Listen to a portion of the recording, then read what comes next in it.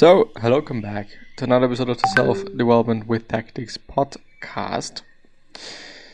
Today we're going through another book summary. As you can see in the background, we are once again on the SamuelThomasDavies.com site. One of the, I think, better sites when it comes to book summaries. Of course, there are trillions and billions and whatever websites you can use and you can decide to use.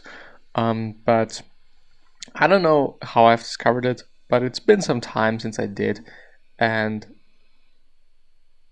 the 11th of June.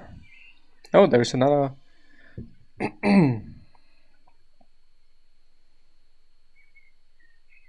There is another book summary, which is rather short, so we might actually go through it. What I wanted to say is, of course, there are a lot of book summary sites, but I don't know, it works. There are quite a few book summaries there, and it's also categorized. There is not a lot of ads, there is actually no ads, and so on and so forth. But let's actually have a look at Making It All Work by David Allen. It is rated only 3 out of 5, so I don't really know if it is a good one. Probably not that of a good one, but who knows? It's what it is. The book in one sentence. A good... is it a Elbay? I don't know. Long read on gaining control of and perspective on all aspects of work. Making It All Work summary. You can't really manage time. Time just is. What you can manage is yourself, your focus, and your actions. Well, yeah, this is a good point, because in the end, we are managing what we are doing, so actions in the end, and the time we spend, not necessarily the time itself. In Allen's experience, people who have embraced the GDT model seem to fall into 3 basic categories. Those who think they got it but didn't really get it, those who got some of it and realized they didn't really apply it as they should, and the third and last one is those who really got it and really implemented it to an advanced quote-unquote level. The 5 steps of GTD are as follows, which stands for I actually don't know. Capturing anything and everything that has your attention. Defining actionable things directly into outcomes and concrete next steps. Organizing reminders and information in the most streamlined way in appropriate categories based on how and when you need to access them, and keeping current and on your game with appropriately frequent reviews of the 6 horizons of your commitments, which are purpose, vision, goals, areas of focus, projects, and the last one, actions. The art of mastering workflow by collecting, processing, organizing, reviewing, and doing provides the component of control. The natural planning model and the horizons of focus both supply perspective. Crazy control without... Control without perspective is micromanagement, and perspective without control is crazy making. Yeah, I kind of see that. Loss of control and perspective is the natural price you pay for being creative and productive. The trick is not how to prevent this from happening, but how to shorten the time you stay in an unsettled state. It is interesting because I kind of exactly know what he means.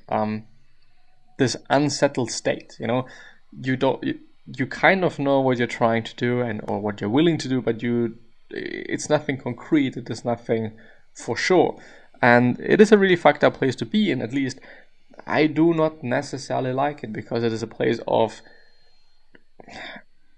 I don't really know, but I feel like a lot of trying and a lot of time spending on figuring something out. And throughout the years, especially this year, I feel like I have seen that I've been spending so much time trying to figure things out. It is quite insane. to some degree, it's been something pretty good because I know a lot of things now and I know how to do a lot of things now. But on the other hand, it's just been such a long time, and time is really, really, really, really, really expensive. And 1 year ago, or maybe even just, not even a year ago, I thought, well, time is time. It is okay when I spend time on X, Y, and Z, and yada, yada, yada.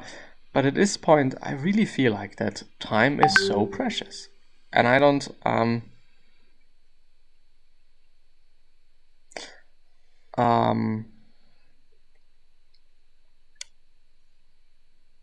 now I'm switching from German to English. Well, what did I want to say?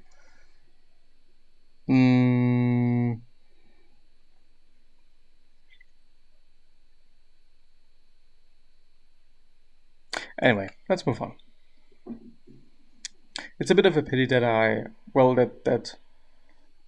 that time is so precious that sometimes I feel like, well, I don't want to spend time trying this and this and this out, even though I would actually kind of like to do it, because I maybe should, quote unquote, use my time in some other way, which might be, a wrong thought, might not be accurate or whatnot, but anyway.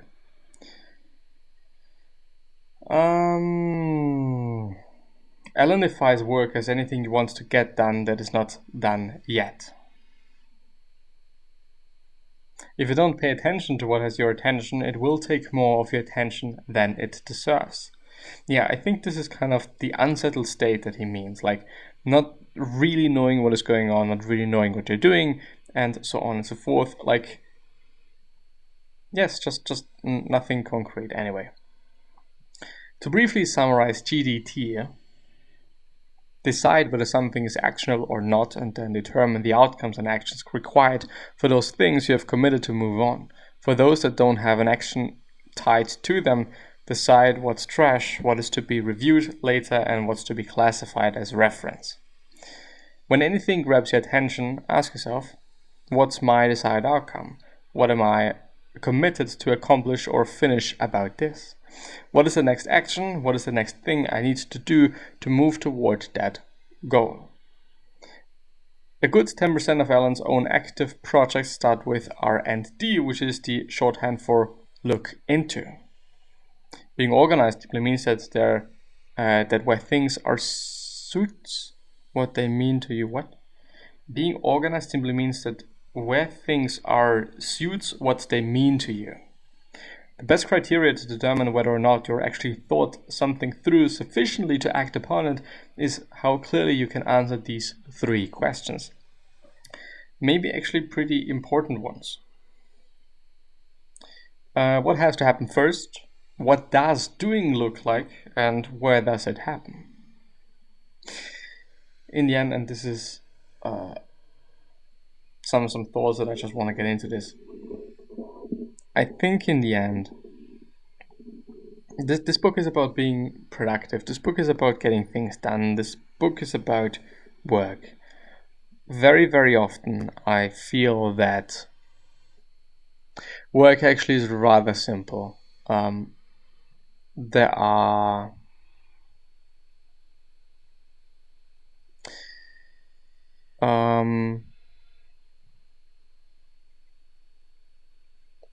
well, how should I say? Work is really simple in terms of most people actually know what it is all about and what one has to do. Sometimes we're delusional, sometimes we just think in the wrong way, and sometimes we just need somebody else to tell us what to do, and so on and so forth. Because, well,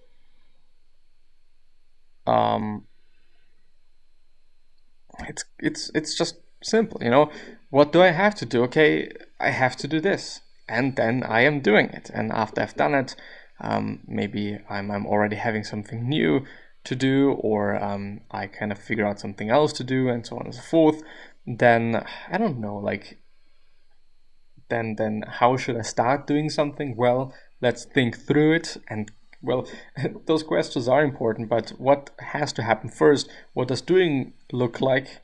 which by the way is actually the most interesting of all of them. And where does it happen? Like, if you're having a plan, most of those are, well, 2 out of 3 are going to be answered for sure, because you can't do anything.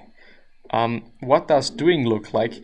This is a rather interesting metric for me, because what is doing? Is doing trying something? Because then this whole problem of, okay, I'm not allowed or not able to try something because it is just trying and not doing, kind of is not there anymore. So what is doing? What is learning? What is just being productive? What is it? Trying to figure out what it means to oneself, I think is really useful. It should be done though in a way that actually makes you productive and just does not like say or make everything that you're doing okay. So when I'm playing video games, okay, it's just active rest, and so it is productive, and so it is good. Well, yeah, to some portion this can be the case, but there needs to be a limit for quite everything. So, period. But yeah, anyway, I'm gonna end the episode there. I really hope that I'm able to share something of usefulness, of worth, and I hope we're gonna see you next time. So, bye bye.